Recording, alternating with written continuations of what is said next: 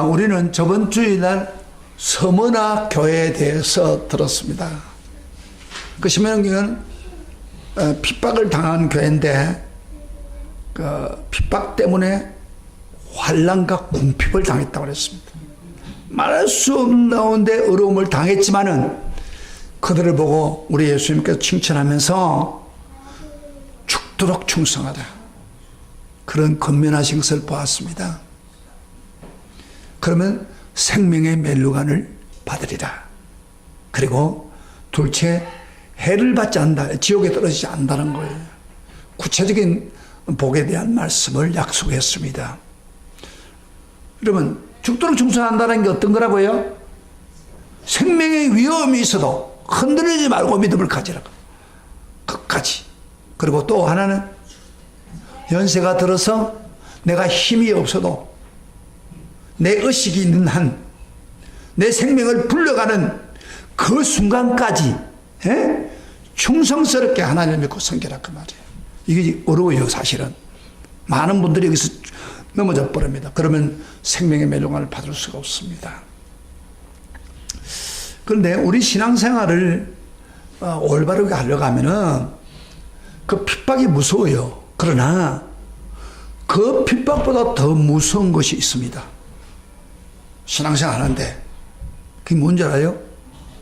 바로 신앙의 유혹입니다. 마귀가 우리를 넘어뜨리려고 직접적으로 핍박이라고 하는 것을 가지고 사용하지요. 그러나 그래도 안 넘어뜨리지 못하면은 바로 유혹이라는 것을 던져서 우리 신앙을 넘어뜨립니다. 그렇기 때문에 유혹은 핍박보다 더 무섭다는 거예요. 그런데 사람들이 그렇게 인식하지 않아요. 대부분이 핍박이 무섭다고 생각하지 유혹이 무섭다고 생각하지 안 한다 이 말이에요. 그게 약점이 있는 거예요. 그래서 오늘은 핍박보다 더 무서운 유혹을 이기려면, 따라합시다. 핍박보다 더 무서운 유혹을 이기려면 어떻게 해야 되느냐, 그런 말씀을 전하겠습니다. 여러분요, 우리 저를 보세요. 자, 우리 최고의 조상이 제일 여러분 아담 이브가 왜 에덴 동산에서 쫓겨났습니까? 왜 하나님께 버림받았습니까? 믿음의 시련을 통해서 그랬습니까? 핍박을 통해서 그랬습니까? 아닙니다. 뭐 때문에? 사탄의 유혹에 빠져가지고 그렇게 된 거예요. 유혹이 이렇게 무서운 거예요. 에덴 동산에서 아담 이브에게 유혹을 주어서 그 유혹에 넘어지게 가지고 완전히 에덴 동산을 빼앗겨버린 거예요. 그 다음에 여러분, 우리가 믿음의 대장부인 다윗 왕 보세요. 신앙이 그렇게 좋은 왕도 시련이나 핍박에서 넘어진 게 아니에요. 그럼 언제 넘어졌어요? 바로 성적 유혹 때문에 넘어졌습니다. 그래서 이렇게 성경에 보면요, 핍박에는 넘어지지 않았는데 유혹에 넘어진 사람이 많아요. 왜? 유혹이 더 무섭다는 거예요. 사실 핍박은요, 어떠냐면은 그 핍박은 이렇게 눈에 보여요. 아, 지금 사탄의 시험이구나. 잘 봐요. 그러니까 우리 믿음에 있는 사람들은 이겨야지, 다 그런 마음이 생겨요. 그러나 유혹은, 잘 보세요, 눈에 보이지 않습니다. 우리가 인식이 안 돼요. 그래서 유혹에 넘어져 버린 거예요. 그 사탄이 유혹을 던져가지고 우리 신앙을 흔들어 놓는다면 이게 되게 무섭다는 거예요. 오늘 여러분들 설교를 들으면서 유혹이 핍박보다 더 무섭구나 하는 것을 여러분 느껴야 됩니다. 오늘 한국 교회는 핍박 시대입니까? 유혹의 시대입니까? 자, 저 뒤에 있는 사람 들어보세요. 대답해 보세요. 애들 다니고 있는 사람 굉장히 중요합니다. 오늘 핍박 시대요, 유혹 시대요? 대답해 봐요. 지금 핍박 시대 아닙니다. 기독교는, 우리 한국에 옛날에는 핍박 시대인데 핍박 시대가 아니에요. 유혹의 시대입니다. 여러분, 우리 한국 교회가 핍박 시대가 있었어요. 언제 있었어요? 일제 시대에 신사참배 때문에 핍박을 했고, 그리고 공산주의가 얼마나 기독교를 핍박했습니까? 근데 놀라운 건요, 그런 일제시대나 공산주의 핍박을 당할 때 성도들이, 한국교회 성도들이 신앙이 더 컸다는 거예요. 커졌다는 거예요. 한국교회가 부흥되는 기간이었습니다. 오히려. 잘 보세요. 역사를 보세요. 그래서 우리 성도들이 얼마까지 됐냐면 부흥이 한국교회가 1,500만 명이 넘었습니다. 내 기억이 그래요. 그래서 그 당시에 3명 중에 한 사람은 기독교인이었어요. 교회가 부흥될 때. 그게 언제나 핍박 시대에 더 교회가 부흥된 거예요. 놀라운 사실. 그런데 1990년대를 넘어서면서 우리 한국의 GNP가 높아지고 잘 사는 나라가 될 때에 바로 유혹의 시대가 온 겁니다. 신앙의 유혹의 시대가 왔는데 지금 그때부터 시작해서 교회가 더 문제가 생기고 성도들이 줄게 되고 지금 계속해서 한국교회 성도의 수가 줄고 있습니다. 그래서 얼마까지 내려갔냐면요, 반토막 800만도 될까 말까 합니다. 지금 1,500만 명까지 됐는데 지금은 800만, 잘못하면 어떤 사람 그런 이야기예요. 천주교의 교인 수보다 더 떨어진다, 이렇게 가면은. 왜 그렇습니까? 핍박 시대가 아닌데 왜 그래요? 유혹에 빠지니까. 유혹을 못 견디는 거예요. 지금요, 솔직하게 주일 되면 말이죠, 놀러 가는 사람 얼마나 많습니까? 야외 나가고 해외 나가고. 그리고 지금 여기 내가 보니까 여기 저 등산한다고 건강한 사람들 많이 가잖아요. 교회는 안 오고. 저 사람 대부분이 한때는 교회를 열심히 다니는 사람이었습니다. 그런데 지금은 완전히 그 유혹의 시대에 신앙이 떨어져 버려가지고 오히려 같이 그 세상 하고 싶은 대로 살아가고 있다, 이 말이에요. 그러니까 유혹이라고 하는 것은 무섭게 보이진 않아요. 그러나 우리 신앙을 흔들어 놓고 있다. 여기 이런 분이 맹심이 있는데 이게 지금. 그래서 유혹이 더 무섭다는 거예요.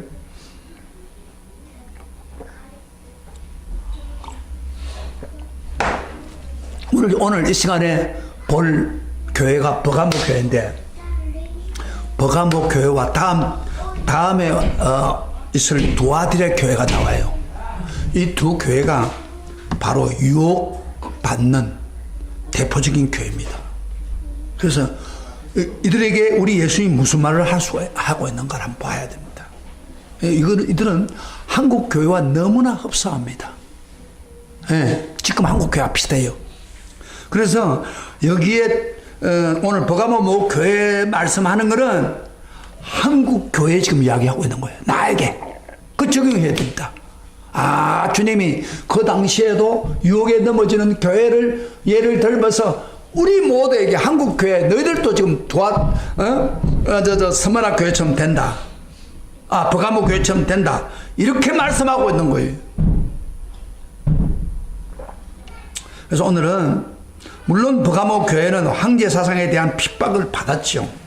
그 핍박에도 이겼습니다. 그러나 유혹의 말씀, 잘못된 가르침의 유혹을 받아 넘어가고 있는 교회를 주님이 책망하고 있는 거예요. 왜? 거기 큰 문제를 일으키니까.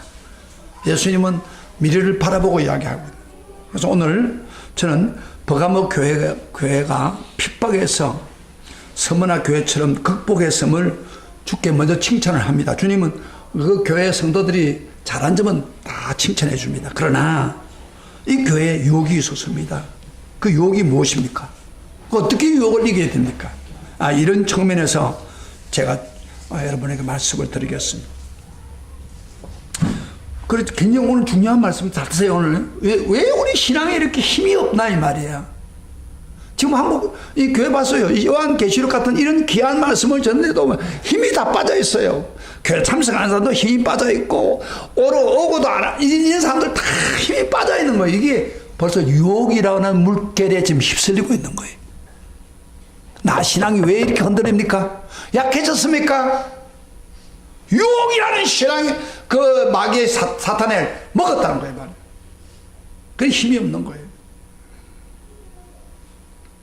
자, 그러면 이 교회가 우선 이 서머나 교회처럼 정말 버가모 교회가 어떻게 그 신을 믿음은 뭐요? 핍박은 이겼어요 그들이. 그런데 그 이긴 것을 우선 보고 그 다음에 유혹이 어떤 유혹이 왔는가 한번 좀 봅시다. 자, 우리 13절 다 같이 읽어봅시다. 성경은 다 찾아보세요. 성경 같이 봐요. 자, 봐라. 저 종민이도 교회 왔다가 또 어디로 빠져나가는지. 이 사람들이 요새 그래요. 그만 시들 하는 거예요, 그만. 자, 봅시다. 우리 같이 13절 눈을 반짝 뜨고 한번 봅시다. 시작. 내가 어디에 사는지를 내가 아노니 거기는 사탄의 권자가 있는다라. 내가 내 이름을 굳게 잡아서 내 충성된 정인 안디바가 너희 가운데 곧 사탄이 사는 곳에서 죽임을 당할 때에도 나를 믿는 믿음을 저버리지 아니하였도다. 주님은 이 버가모 교회 사람들이 어디에 살고 있는 걸 안다고 그랬습니다. 거기는 뭐가 있다고요? 사탄의 권자가 있다 그랬습니다. 이 무슨 말입니까? 사탄의 권자, 사탄의 보좌가 있었다 그 이야기입니다. 그래서 먼저 버가모 지역을 모르면 안 돼요. 그래서 버가모 지역을 제가 말씀드릴 때 잘 드세요. 버가모 지역이 그 당시 어떤 지역이냐면은 그 서머나 교회 제 이야기, 서머나 교회에서 북쪽 100km 떨어진 곳인데 그 당시에 아시아 교회, 특히 그 아시아 교회 수도였습니다. 이 버가모가. 그런데 에베소나 서머나는 아시아의 경제적인 중심이었지만은 버가모는 행정문화 중심지였습니다. 그래서 그 본문에 사탄의 권자가 있다고 했는데 그 당시에 버가모에 그 아테네 신전, 여러분 아시죠? 아테네에 있는 신전들이 꽉 찼고, 그 다음에 제우스 신전이 있었고, 술의 신 디오니소스라고 하는 그 재단이 있어가지고 숭배를 했습니다. 그리고 특별히 여러분 아스쿨레피우스라는 그 치료의 신이 있습니다. 이 신은요, 그 상징이 뱀인데 지금도 여러분 군의관들은요 계급 옆에 이렇게 뱀이 이렇게 흘러가고 있어요.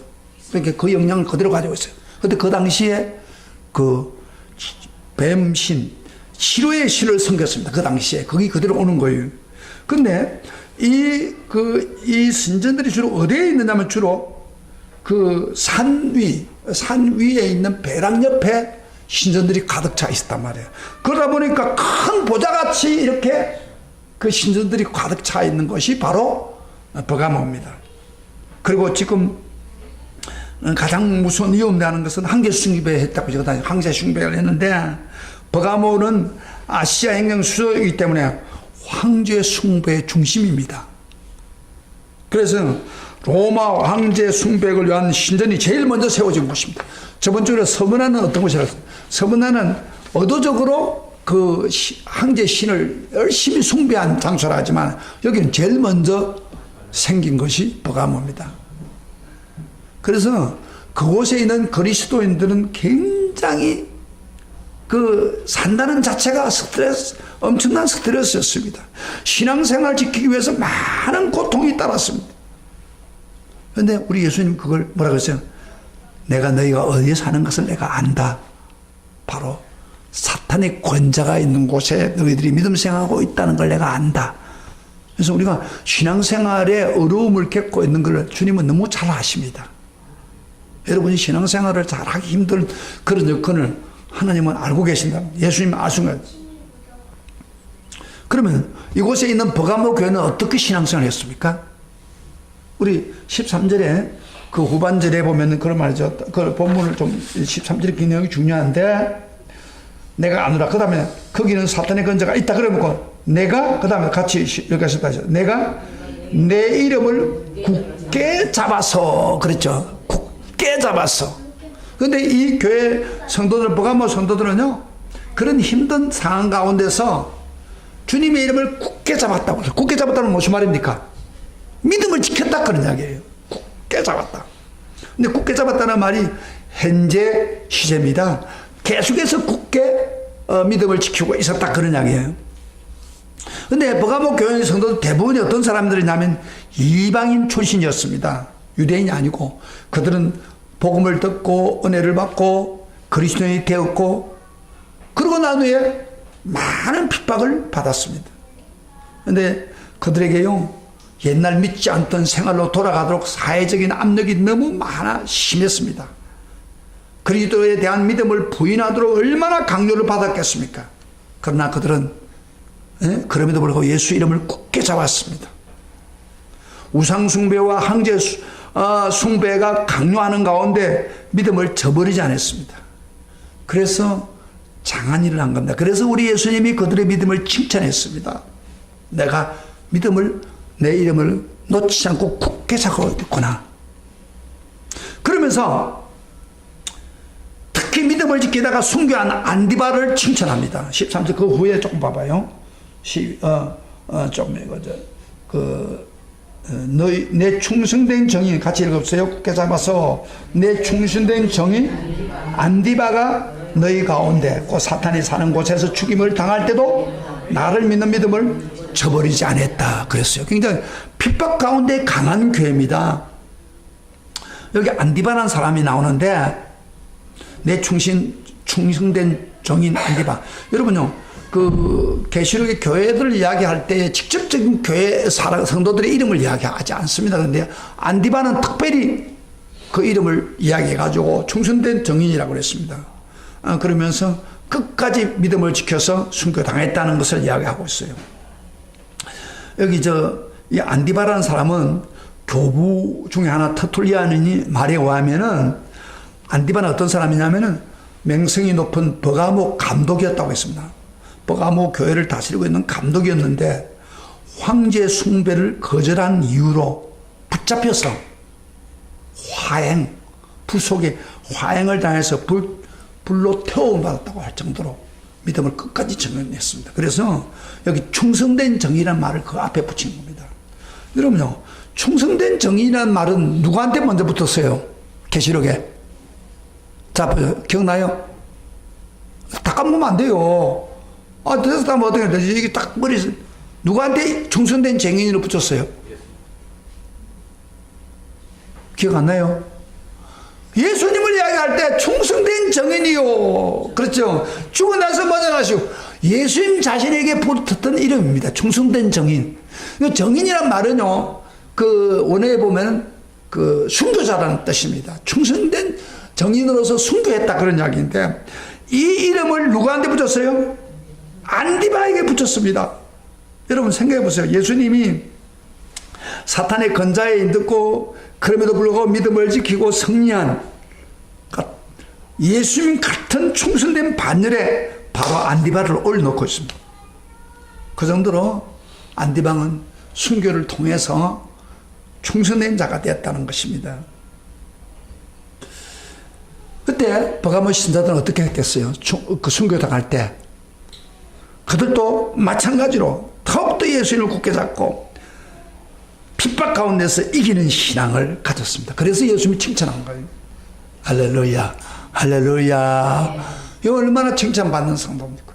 핍박에는 이들이 강했습니다. 그런데 문제가, 잘 봐요. 이걸 보면 핍박은 잘 받았는데 유혹이 약한 거예요, 이 교회가. 그래가지고 우리 예수님이 책망을 하고 있습니다. 14절부터 15절까지 내용입니다. 오늘 본문에 잠깐 봐봐요. 그 핍박보다도 어떤 면에서 보면 유혹이 더 무섭다는 것을 우리에게 지금 이야기하고 있는 거. 버가모교회 한번 봅시다. 다 같이 14절부터 15절까지 같이 읽으세요. 성경을 확인해 보세요. 시작. 그러나 내게 두 가지 책망할 것이 있나니 거기 내게 발람의 교훈을 지키는 자들이 있도다. 발람이 발락을 가리켜 이스라엘 자손 앞에 걸림돌을 놓아 우상의 제물을 먹게 하였고 또 음행하게 하였느니라. 이와 같이 내게도 니골라 당의 교훈을 지키는 자들이 있도다. 여기 오늘요 발람의 교훈 뭐 이렇게 하는데 이런 것들 굉장히 중요합니다. 시험에 굉장히 이렇게 나올 수 있는 가능성이 있는 걸 지금 이야기하고 있는 거예요. 잘 떠세요. 이거 잘 떠 놓으세요 지금. 니골라 당이 그냥 뭐고 그 다음 발람의 교훈이 뭔가. 여러분 발람의 교훈을 쫓은 자가 많다. 예수님이 책망한 게 발람의 교훈을 지킨 자들이 있도다. 그런 이야기였습니다. 제가 민수기 22장과 여러분 24장, 25장 사이에 이게 있어요. 발람이 나옵니다. 집에 가서 혹시 한번 읽어보세요. 저는 처음에 성경을 열심히 읽었을 때 발람이 그 모압왕 발락이 발람 선자를 불러가지고 그 돈을 주면서 그에게 이스라엘 사람들을 저주해라 그렇게 했어요. 왜냐면은 그 당시에 이스라엘 사람들이 그 주변에 있는 지금 요르단이죠. 요르단 근방에 있는 모든 나라들 점령하는 거예요. 근데 지금 모압 왕이 겁이 났어요. 그래가지고 그 발람이라는 선자를 불러가지고 돈을 주면서 너 이스라엘 사람들을 저주해라 그렇게 했어요. 그런데 놀라운 사실은 하나님이 발람에게 제언을 하려고 할 때 너 이스라엘 사람 저주하지 마라. 오히려 축복의 말씀을 전하도록 합니다. 예? 그래서 발람도 할 수 없이 저주를 하라고 하는 발락의 말보다도 하나님이 축복하라고 내가 축복을 했어요. 저는 그렇게 그 성경에 나와 있거든요. 그래서 저는 발람이 뭐 잘못한 것 몰라요. 거기는 없어요. 그 성경에는. 그런데 나중에 이스라엘 사람들이 미디안을 점령하는 가운데 발람을 죽였어요. 그래서 발람이 뭔가 잘못하긴 했는데 저처럼 성경을 그만 아무것도 모르고만 성경을 읽는 사람들한테는 발람이 뭘 잘못해서 도대체 하나님이 하지 말라고 생각 안 했고 하나님이 축복 빌어주다니까 저주를 하러 갔다가 축복을 빌었는데 뭐가 잘못이냐. 여러분 그 발람의 교훈 중에서 보면요 여러분 예수님이 태어날 때 별이 올 것까지도 다 예언해 놨어요. 그런 훌륭한 말들을 하신 분인데 뭐가 잘못됐더냐. 저도 성경을 읽으면서 계속해서 그걸 몰랐어요. 발람이 무슨 죄를 지었느냐. 여러분 성경 읽어본 사람은 제 말이 무슨 말인지 알 거예요. 발람이 뭘 잘못했느냐. 그런데요 제가 보세요. 제가 요한계시록을 읽다가 요한계시록 특별히 2장에 있는 이 말씀을 읽다가 발람의 죄가 이거구나 하고 깨달은 거예요. 그러니까 성경은 성경으로 풀어야 돼요. 신약 성경에서 우리 예수님이 이야기한 말이 구약에 있는 말을 잘 설명해 놨어요. 그래서 바로 14절 5반절에 뭐라 했어요? 자, 한번 봅시다. 발람이 제가 뭐라고 했어요? 오늘 본문에 봐요. 네? 발람이 교훈을 지킨다. 그 다음 발람이 14절 5반절에 시작. 발람이 발락왕을 가르쳐 이스라엘 자손 앞에 걸림돌을 놓아 우상의 재물을 먹게 하였고 또 행음하게 하였느니라. 이것에 대해서는 그 민수기에는 전혀 기록이 안 되어 있습니다. 그런데 여기에 예수님이 직접 이 교회를 이야기하면서 구약을 해석을 해가지고 지금 설명해 주고 있는 거예요. 예수님 말이 옳은 거예요 이게. 자 그러면 어떻게 했느냐 하면요 발람이 돈을 줬잖아요. 돈을 줘가지고 해라. 그러니까 돈 싫어하는 사람 어디 있습니까? 선자도. 그래 처음에 가지 말라고 하는 거 심지어 나귀가 막 가지 말라고까지도 했잖아요. 그러나 갔어요. 갔는데 가서 오히려 저 발락이 저주를 하려고 했는데 저주보다 축복을 했단 말이에요. 계속 4번이나. 그러니까 막 발락이 화가 안 나겠어요. 그런데다가 발람은 돈을 받아 먹었어요. 자 보세요. 돈을 받아 먹었는데 여러분 사람이 돈을 받아 먹으면 어때요? 부당하면 가집니까? 안 가집니까? 가지죠. 사람이 나한테 은혜를 받으면 뭔가 좀 도와주려고 하는 그런 마음이 있잖아. 다시 되갚으려고 하는 마음이 인간에게 있는 거예요. 이 발람이 돈은 받아 먹었는데 전부 축복만 했으니까 자기가 미안한 거예요. 그래서 마지막 가면서 발락에게 이런 이야기 했어요. 자 들어요. 발락 왕바에 이스라엘을 망하게 하는 길 간단한 게 내가 하나 가르쳐 드릴게요. 내가 저주해서 그런 게 아니라 그들 스스로가 죄를 짓게 만들고 우상을 행하게 하면은 그만 그 나라가 망합니다. 그래서 방법을 가르친 게 뭐냐면은 모압의 미인계를 쓰라는 거예요. 여자들을 가지고 이스라엘 사람은 광야에서 굶주리고 있으니까 그들을 붙여가지고 그들과 관계를 갖게 만들었어요. 그 유혹을 하니까 이스라엘 남자들이 뭐 그만 이방 여자지만 이쁜 여자들이 있으니까 잡아가지고 이렇게 관계도 가지고 그러단 말이에요. 성적으로 관계를 해요. 그런데 모압은 어떤 일이 벌어졌냐면요. 모압은 같이 자고 같이 어떻게 하면은 그들이 섬기는 그 신에게 가서 그 음식을 먹고 절을 해야 돼요. 그 바알 신이라는 게 또 무섭다는 게 바알 브레시라 해가지고 바알 신도 그랬어요.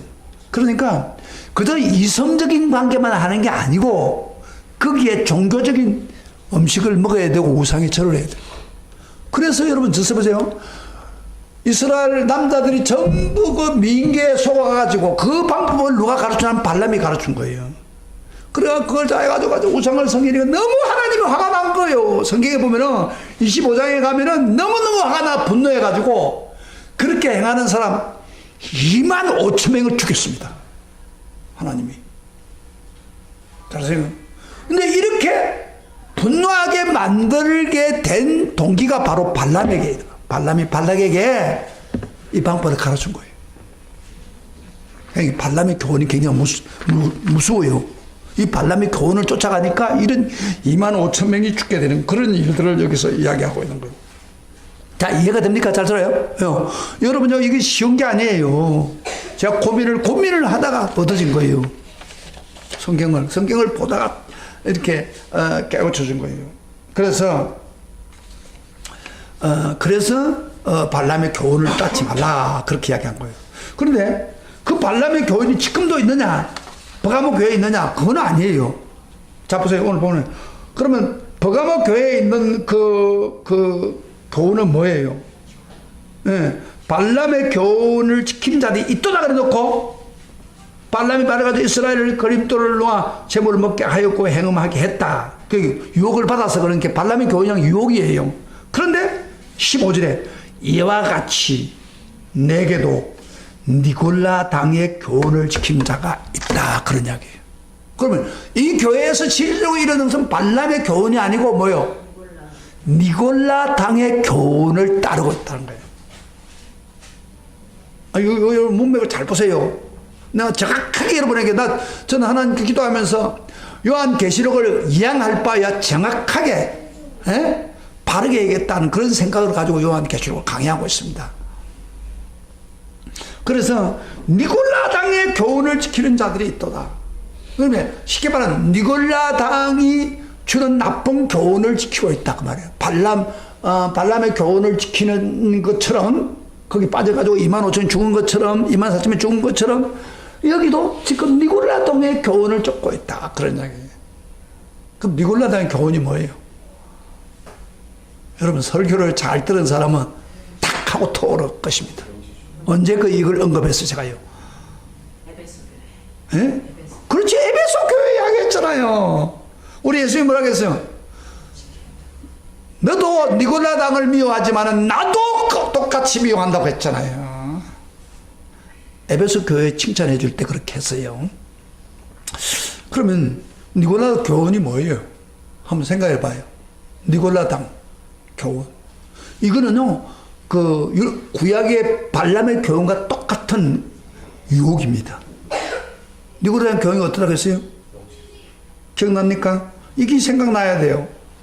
니골라 당은요, 영지주의로서 그들은 기본적으로 이원론입니다. 이원론. 근데 이원론인데, 이원론은 뭐냐면은 영은 어렵고 물질은 악하다 생각하는 거예요. 영은 어렵고, 제가 여러분 니골라 당의 교훈이 뭐예요? 이거 너무 쭉 써야 돼 이게.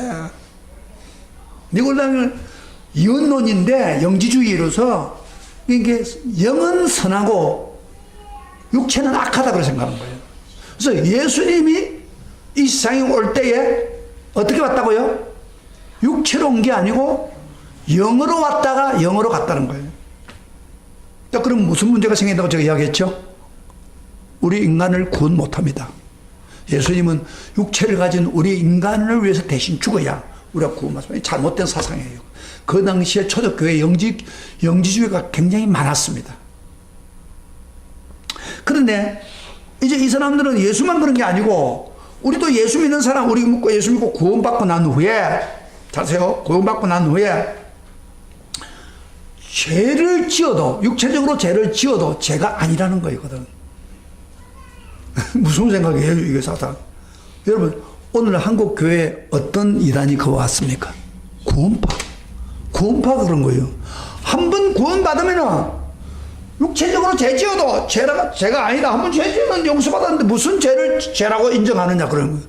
그래서 그것은 세월호 사건을 일으킨 거예요. 구원파가. 그러니까 부정을 해도 상관없다 그 이야기예요. 여러분 이 사상이 얼마나 무서운 사상입니까? 봤어요? 내가 예수 믿고 구원받았으니까 세상에 가서 멋대로 살아도 괜찮다. 이거 얼마나 완전히 교회를 파멸시키는 잘못된 교리입니다. 이단들이 그걸 주장하고 있는 거예요. 근데 안타까운 것은 오늘날 한국교회 이단들 중에서 그런 사람도 있지만 한국교회가 그렇게 가르친 교회는 없어요. 에? 영은 선하고 육체는 악하니까 에? 영만 어려우면 된다. 그렇게 가르치는 교회는 없어요. 그런데 오늘 교인들이 얼마나 영리해서 그런지 가르치지 않은 니고라동의 생각을 그대로 갖고 행동한다니까? 이게 문제예요 지금. 너 가르치지 않았어. 그래서 신앙생활이 힘드니까 교회 와서 예배드리면 아멘하고 믿고 그 다음에 밖에 나가서 하고 싶은 거 다 하는 거예요. 죄짓고 물질 좋아하고 성적으로 좋아하고 세상에 하고 싶은 거 다 한다 이 말이에요. 이중적인 교회 생활을 하고 있는 거예요. 니골라당의 행위를 하고 있어요. 발람의 행위를 오늘날 교인들이 많이 하고 있다 이 말이에요. 이걸 예수님 볼 때 어떻게 생각했겠어요? 에? 예수님 화가 난 거예요. 이걸 따르면 니골라당의 행위를 따르면 그 교회가 될 수가 없어요. 그래서 우리 예수님이 이것에 대해서 너무 화가 나가지고 이렇게 말합니다. 16절 보세요. 같이 읽어보시다. 시작. 그러므로 회개하라. 그렇지 아니하면 내가 너에게 속히 가서 내 입에 금으로 거들어가 싸우리라. 여러분 보세요. 예수님이 직접 그거 회개하라. 니고레당의 행위를 따라가는 걸 회개하라. 안 하면 내가 직접 가서 그들을 싸우겠다. 이거 여러분 예수님이 상대 적군을 나를 보호하기 위해서 싸우는 게 아니고 그 잘못된 니콜란 교훈을 내가 싸우겠다. 그래서 여러분 12절에 봅시다. 12절에 예수님이 버가모 교회에 딱 나타날 때 뭐라고 나타나는지 봅시다. 시작. 버가모 교회 사자에게 편지하라. 좌우에 날성금을 가지시니가 이르시되. 제일 먼저 나타난 게 뭐예요? 버가모 교회에 이런 문제가 있으니까 좌우에 날성금을 가진 이가 이렇게 말한다. 말은 무슨 말이에요? 응? 여러분 주의 입으로 나오는 말씀이 뭡니까? 여러분 세상을 지을 때 어떻게 지었어요? 예수님 입에서 나오는 하나님 말씀으로 세상을 지은 거예요. 하늘아 있어라. 햇빛 해가 있어라. 말씀으로 지었어요. 그러나 그 말씀으로 지었던 분이 세상을 심판할 때도 이 입에서 나오는 말씀을 가지고 심판하겠다 그 이야기입니다. 지금 그 말이에요. 그런데 지금 뭐요? 니골라당을 행위를 쫓아가며 그 교훈을 따르고 이중적으로 믿는 사람들에게 내가 심판하겠다 그런 이야기예요. 칼로 가지고. 무슨 이야기입니다 지금? 신앙생활을 이중적으로 하고 교회 와서는 아멘 안 하고 밖에 가서는 자기 멋대로 살고 하고 싶은 대로 살고 저렇게 주일날도 저렇게 빠져나오고 하는 사람들 내가 심판하겠다 그러면 내 입에서 이한날 생각. 여러분 이한날 생각은요 양쪽에 칼이 있습니다. 치겠다는 거예요. 하나님이 직접 예수님이 징계하겠다는 거예요. 얼마나 무서워요. 무섭죠? 에? 거기에 빠지면 안 되니까. 거기에 빠지면 신앙을 잃어버리니까.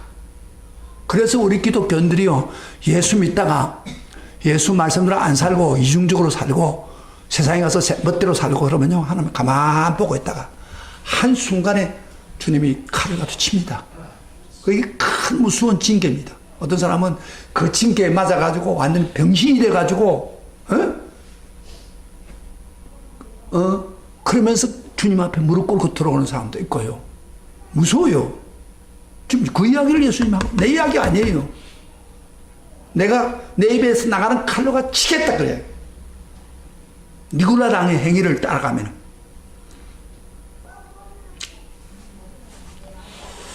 제가요,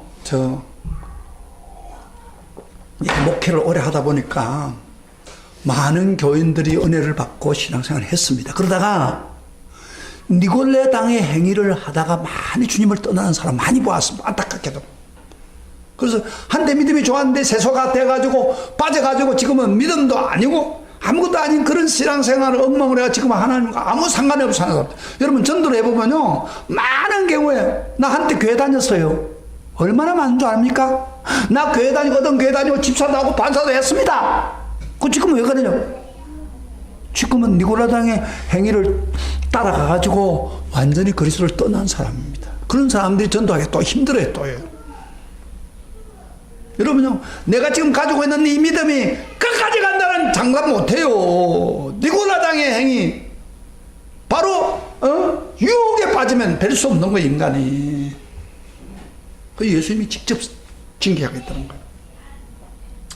제가 우리 여기 있던 여기 교회 나온 분 중에서 가끔 이런 그 박근사 박필름 권사 저기 성가대도 안 잡고 그런 분 지금 왜 안 나와야 하고 묻는 사람도 있어요.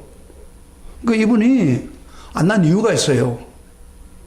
뭐냐면은 남편이라고 하는 분이 있는데 김학기 집사라고, 그분이 제가 저쪽에 있을 때부터 개포동에 있을 때부터 이렇게 교회에 나와가지고 제가 복음을 전하고 예수를 전해서 이 사람은 은혜까지 받게 수련회 가서 은혜 받고 막 성령이 충만했어요. 그래서 막 세상이 이렇게 좋을 수가 없다고 막 간장을 걸었던 분인데 이분이 문제가 생긴 거예요, 신앙에. 그러니까 쉽게 말하면 니골라당의 행위를 한 거예요. 어떻게 됐냐면은 직장을 좋은 직장을 가지고 있다가 이제 은퇴를 했어요. 그러니까 나이가 들다 보니까 제 나이 같아요. 그러다 보니까 직장 생활을 하는데 직장이 주로 남자들이 구하기가, 여자들이 구하는 게 더 쉬워요. 요새는 식당 가서 일하면 남자들이 구하기 힘든 거예요. 주로 아파트 관리하는 것밖에 못해요. 그럼 아파트 관리는 언제 하느냐? 객주로 해요, 객주로. 그러다 보니까 객주에 자기가 그 아파트 관리를 해야 된다고 나보고 이야기하더라고요. 그래서 내가 그러지 말고 힘들지만은 기도하면서 하나님, 내가 주의를 지킬 수 있게 해달라고, 이렇게 매주 빠지지 않고 주의를 지킬 수 있게 해달라고 그런 기도를 하면 하나님 기도해 줍니다. 그랬더니 내 말 듣지도 않아요. 그러더니 객주로 다니더라고요. 객주로 다니는 것까지는 좋았어요. 그럼 빠지지 않고 왔어요. 왔는데 잘 보세요, 교회 객주를 다니다 보니까 신앙이 희미해지는 거예요. 그리고 설교는 목사가 설교할 때는 정확하게 하잖아요. 찔리는 거예요, 마음에. 마음에 찔리면 처음에는 설교를 좀 듣더니 나중에 설교를 안 듣는 거예요. 그러더니 설교 듣고 난 후에 우리가 식사를 같이 했는데 이런 말 하더라고. 저보고, 목사님은 평신도 너무 이해 못합니다. 이렇게 살기가, 하나님 말씀으로 사는 게 그렇게 쉬워요? 이렇게 이야기하는 거예요. 그래서 내가 그러고 지났는데 그 다음 중 왔는데 제가 좀 어떻게 설교 들었는지 싶어서 설교를 물어봤어요. 그랬더니, 목사님, 그건 우리가 행할 수 없습니다. 그래서 내가 이런 이야기 했어요. 그럼 목사가 무슨 설교 하겠습니까, 제가? 저는 주님의 말씀을 착하게 전하면 여러분들이 그게 반응하고, 또 인간적으로 힘들다 하더라도 제 마음에 찔리거든. 내가 잘못했구나. 잘 보세요. 오늘 교인들이 많아요. 이렇게 내가 잘못했구나. 그래서 하나님 이걸 행할 수 있게 해주십시오. 그렇게 기도하고 능력을 구하면 하나님이 할 수 없는 걸 시키지 않은 거예요. 여러분들 잘 보세요. 그래서 하나님 길을 열어주는 거예요, 하나님이. 그런데 그렇게 받아들이지 않고 내가 안 맞다고 생각하고, 목사님도 그렇다고 이렇게 불만을 가지고 있는. 그래서 내가 한마디 했어요. 당신이 그걸 그렇게 말씀을 살려고 노력해 봤느냐, 기도해 봤느냐. 근데 그랬더니 기분이 나빠가지고 그다음부터 교회 안 나오더라고요. 우리 교회를 계속 안 나왔어요. 그래가지고 우리 교회 안 나오면 그 금방에 다른 교회를 다니면 제대로 됩니까? 우리 교회 안 다녔어요. 그런데 박건사는 사실은 막 전도도 많이 하고 우리 교회 열심히 이끌지 왔는데 고민이 뭐냐면 남편이 예수를 안 믿는단 말이에요. 우리가 건면해도 안 되고, 그때 놓치고 난 후에 그때 박건사 기도하더니 이제 남편 같이 가까운 데 데리고 가야겠다. 여기 안 오니까. 그래가지고 간 거예요. 그러니까 쉽게 말하면 오늘날 내가 예를 하나 드는데 그 사람을 비방하는 게 아니라 오늘날 우리 교인들이 말씀을 붙들고 바르게 살지 아니하면은 이런 유혹의 물길이 많이 온다 이 말이에요. 자세요. 많이 오는데 그 유혹을 이겨나가야 돼요. 설교를 들으면서 특별히 설교 들으면서 아 이거 잘못했구나 내가 잘못했구나. 그럼 대충 설교 듣고 그런 거 설교는 그런 거고 그렇게 지나가면 안 돼요. 진정한 해결하고 고치고 그러고 하나님 내게 힘을 주십시오. 능력을 주십시오. 그래서 이 말씀대로 살게 해주세요. 그렇게 하면 하나님이 힘줘서 하게 하는데 뭐 세상에 세상 그렇게 살 수 있나? 성경대로 살 수 있나? 이런 생각이 마음속에 있는 거예요. 그러니까 대충 사는 거예요. 타협하고 사는 거예요. 그게 바로 니골라당의 교훈을 쫓아가는 거예요. 그런 사람은요, 한번 무너지기 시작하면 사정없이 무너져 버립니다. 과거에 은혜 받았다는 게 아무 상관없어요. 나 예를 드는 건데 지금 니골라당의 행위가 이렇게 무서운 거예요. 그래서 예수님이 지금 내 입에 칼로서 그를 치겠다 그런 이야기를 하고 있는 거예요. 자, 오늘 우리 시대가 무섭죠? 제가 이 설교를 하니까 니골라당의 행위, 이 유혹의 시대, 나도 모르는 사이 갑니다. 신앙생활 타협하게 되면 안 됩니다. 자, 그러면서 너희들이 내 말을 듣고 회개하고 신앙생활을 갱고르게 회개하고 돌이키면 유혹을 극복하면은 내가 이런 복을 주겠다. 그렇게 약속했어요. 오늘 17절 마지막 보고 있습니다. 자, 이기는 사람한테 어떤 복을 주는지 같이 읽어볼게요. 시작. 귀 있는 자는 성령이 교회들에게 하신 말씀을 들을지어다. 이기는 그에게는 내가 감추었던 만나를 주고 그 다음에 또 흰돌을 줄 터인데 그 돌 위에 새 이름을 기록한 것이 있나니 받는 자밖에는 그 이름을 알 사람이 없느니라. 두 가지를 준다고 했어요. 제가 시간이 갔기 때문에 두 가지를 빨리 이야기할게요. 하나는 뭐예요? 감추인 만나. 그 다음에 두 번째로 새 돌을 주는데 흰 돌을 주는데 새 이름을 기록한 흰 돌을 준다고. 이게 무슨 이야기입니까? 이 감추인 만나를 준다는 것은 우리 예수님의 그 설교를 가지고 해석을 해야 됩니다. 우리 예수님이 이런 이야기 했어요. 성경 한번 찾아보세요. 성경 요 구절을 찾아보면 예수님이 이런 이야기를 했어요.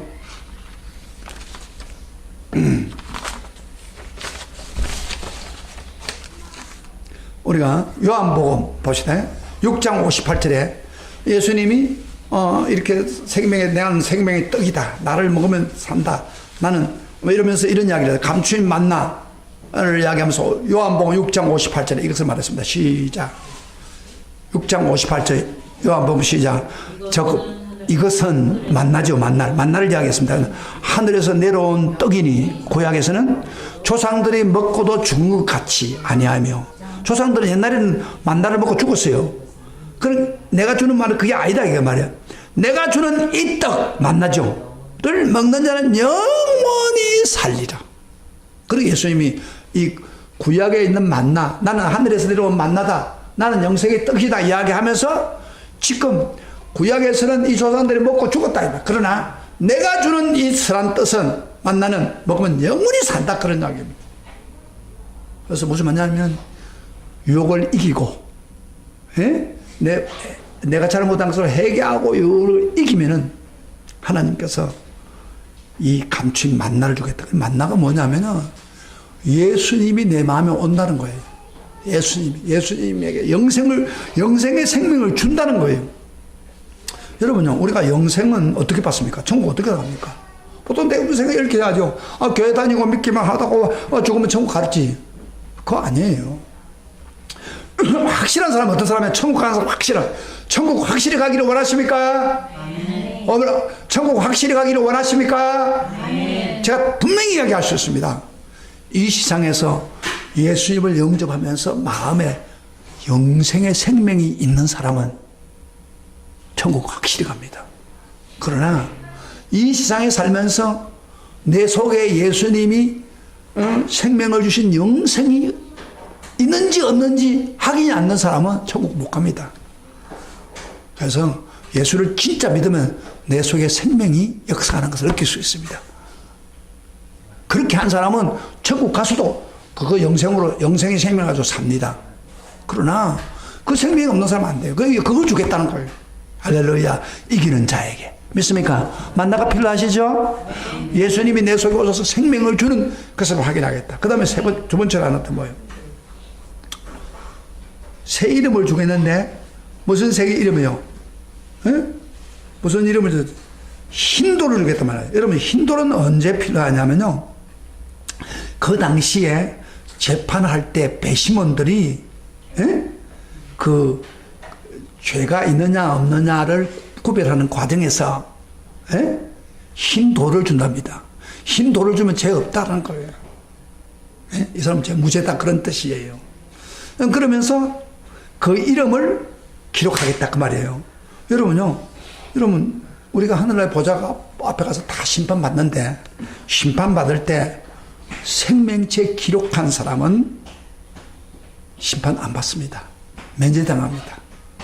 우리 성경 하나 찾아보고 우리 말씀 마치겠습니다.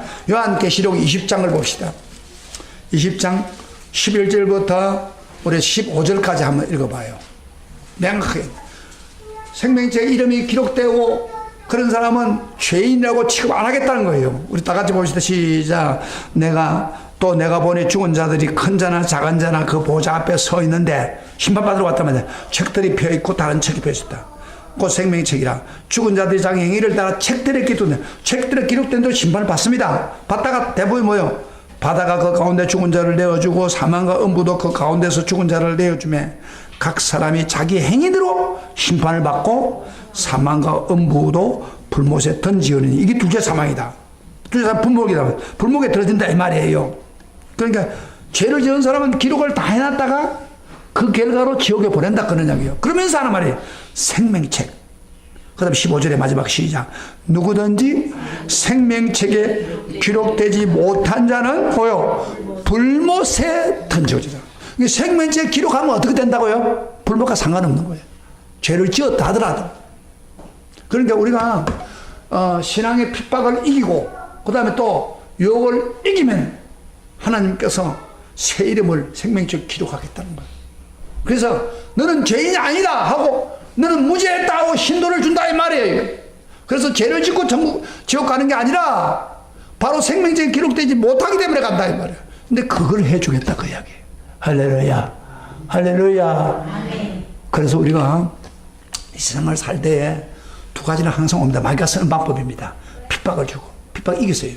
죽도록 충성하고 그 다음에 유혹이 올 때 어떻게 해요? 변질하면 따라가면 안 돼요. 회개하고 바로 예수님 붙잡고 나아가면은 그리고 비록 죄를 지었다 손치더라도 이런 하나님 말씀을 듣고 진실로 회개하고 깨우침 받으면은 돌이키면은 주님께서 생명의 책에다 그 이름을 기록하고 그리고 만나를 주어서 영생케 하고 그리고 무죄가 다르고 흰돌을 통해서 확인해 주겠다는 것입니다. 할렐루야. 이게 오늘 메시지입니다. 이해가 되죠? 네? 굉장히 그것만 읽어보면 여러분 까다로운데 제가 이렇게 쉽게 이야기해 줍니다. 네, 구원을 명확하게 해주겠다는 겁니다. 할렐루야. 이런 축복이 있기를 주의 이름으로 축원합니다. 축원합니다. 우리 다 같이 일어나서서 우리가 이